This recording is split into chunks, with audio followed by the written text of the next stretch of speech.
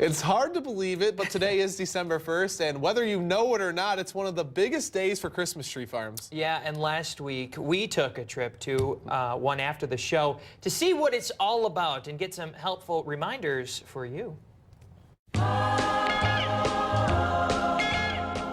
Yes, it's that time of year again.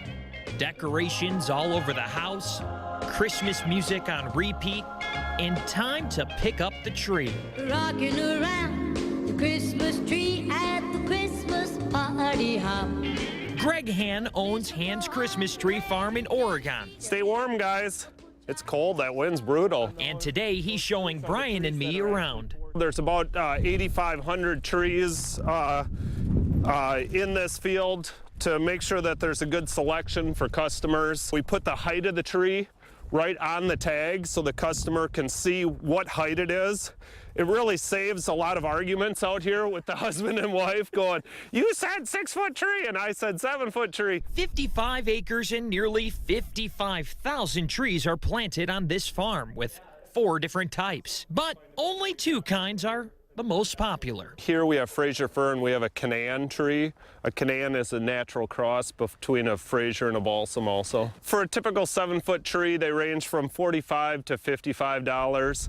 A balsam is a little bit cheaper just because it's native to Wisconsin. So what happens if you can't make it out to a farm like this one? Hann says there's some things to keep an eye on. You really want to try to look for one that you can just gently brush like this. If you pull on it, you're going to rip the needles off. But if you take your hand and you just gently brush as I'm doing here and you get no needles, that's a fresh tree.